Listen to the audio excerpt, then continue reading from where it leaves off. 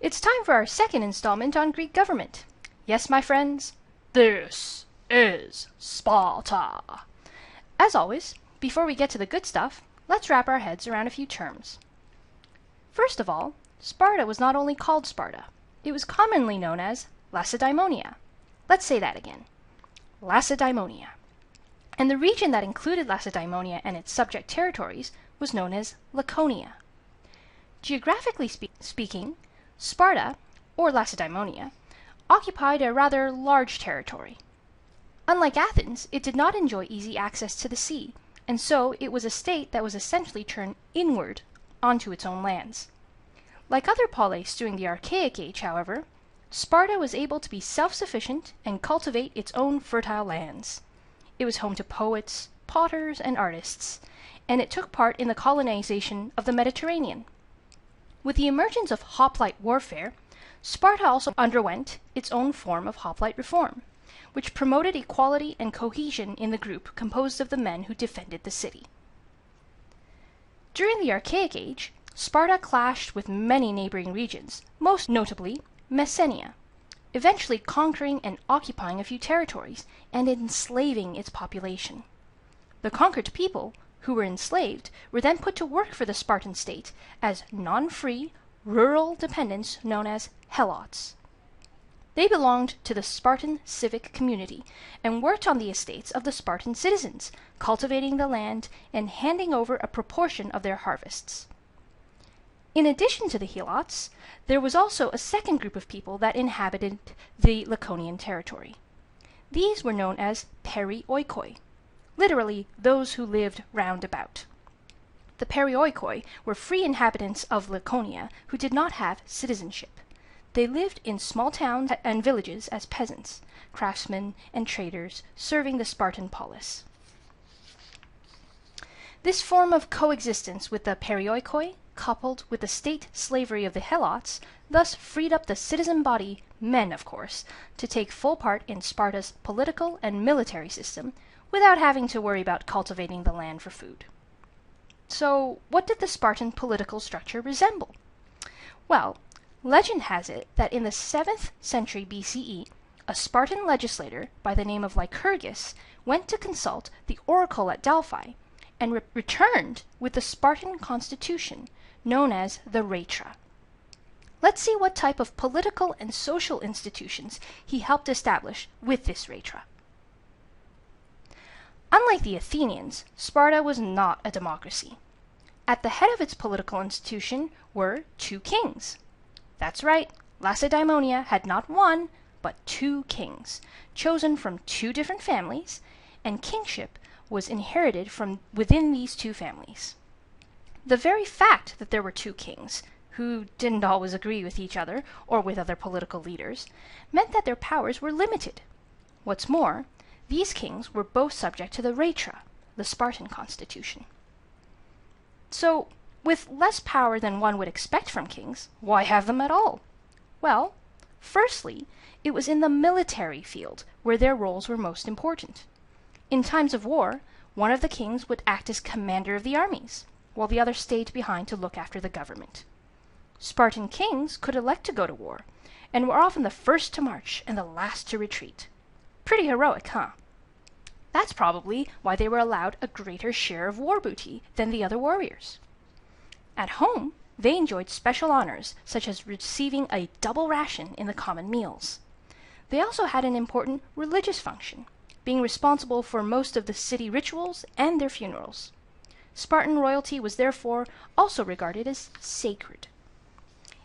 In terms of the administration of the polis, the kings were the sole judges in deciding the marriage of a maiden and of adoptions. They also got to take part in the political decisions of the city-state through their seat on the Gerousia, but more on that later. We're going to move for the moment from the top of the Spartan political ladder to the bottom, where you will find the 10,000 Spartan citizens who called themselves the homoioi, or equals. To be a Spartan citizen, like the Athenians, you had to be male and born from a father who was a citizen. You also had to have gone through all the stages of the Spartan education system. More on that later. Be 30 years old, and make the required contribution to the daily common meal. More on that too.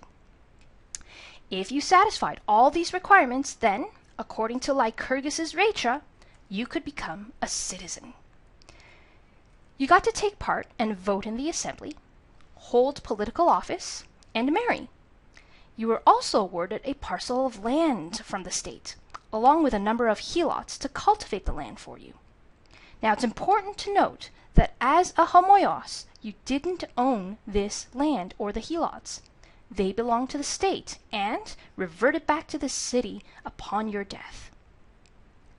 So you're a Spartan citizen, you have helots to cultivate the land for you, and Perioikoi who look after other more menial things like commerce. What did you do with your time? Take part in the political life of the state, of course. Politically, like Athens and its ecclesia composed of 30,000 citizens, Sparta also had its own assembly of citizens. This was called the Apella, and was composed of all Spartans of free birth, all 10,000 of them. Meeting once a month, the Apella did not necessarily meet to debate issues or propose legislation, but rather only to vote on the legislation put before it by the other governing bodies. On the other hand, there's a theory that the Apella also got to decide on when to seek peace, when to go to war, and took part in the election of magistrates and members of the Gerousia. The Geru what, you ask? The Gerousia. Let's go back to the top of the political ladder. Like Athens' Council of Areopagus, the Spartan Gerousia was a council of elders. Fun fact, the root of the word Gerousia is geron, and gives us words like geriatric and gerontology. Each of these words has to do with old men. Composed of 28 men over the age of 60, the members of the Gerousia were Spartan aristocrats who were elected for life and served as the advisory council to the two kings. Now, 28 is a funny number of people to have on a council, you say, and you're right. In addition to these 28 old men, there were also the two kings who sat on the Gerousia. This gave you a grand total of 30 men, heading the government as it drafted laws which were then put forth to the Apella. In important criminal cases, the Gerousia also served as a high court of justice.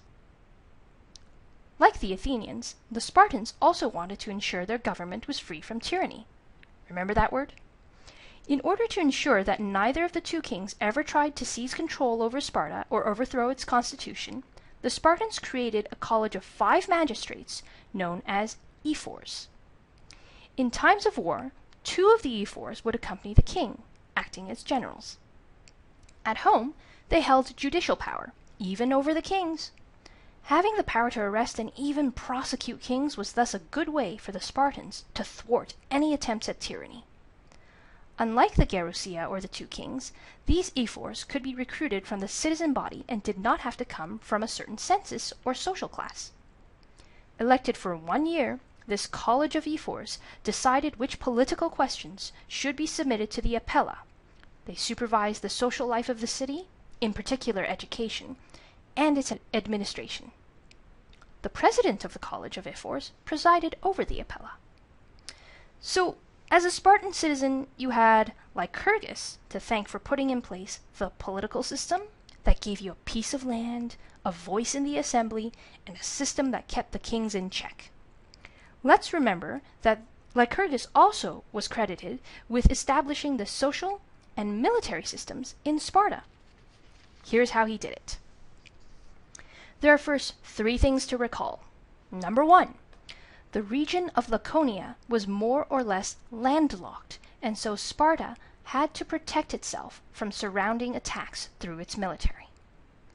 Number 2, all Spartan citizens had to have served in the army in order to qualify for citizenship.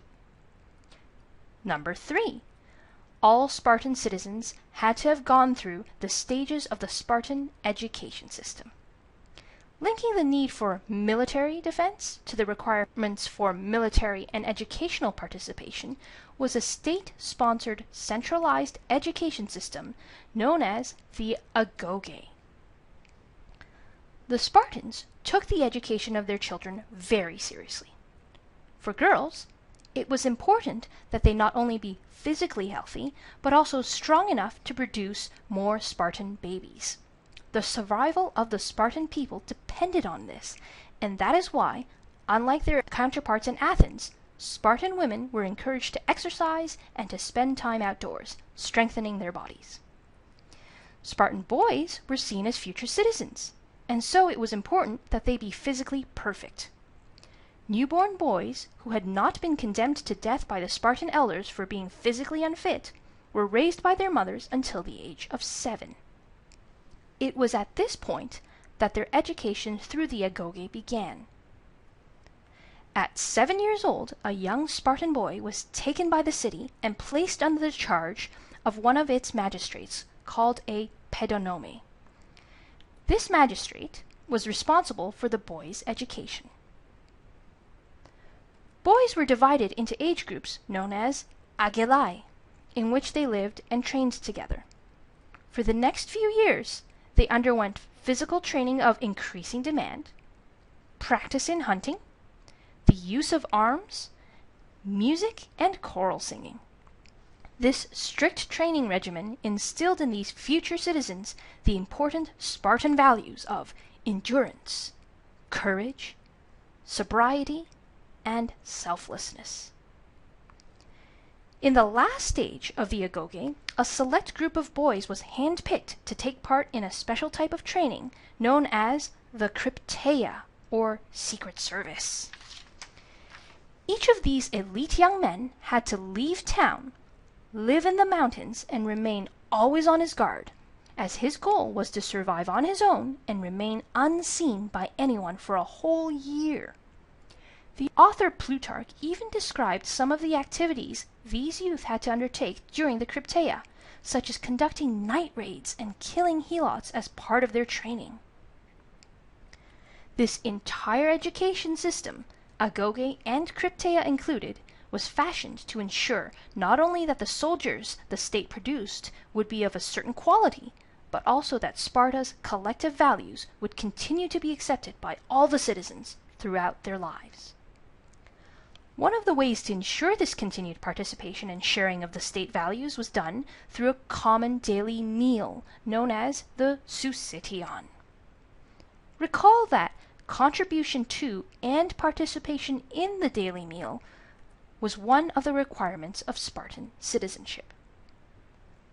This social institution brought together the 3 aspects of Spartan life: the economic, since contributing to the common meal showed that one possessed the state-given land worked by Helots; the political, since daily participation in the Syusion was, in a way, you're putting yourself in the service of your state, and was a requirement of citizenship; and the ideological, since the Syusion was a way to continue the Spartan education through example from your fellow homoioi. So, the Syusion symbolized the exclusiveness of this Spartan civic community that had to constantly look to its own for its defense, and reserved equality for just a small number of its population. While the Athenians had attained isonomia, or equality before the law, the Spartans had achieved through their political and social organization a form of eunomia, or equilibrium. That concludes our lesson on Sparta.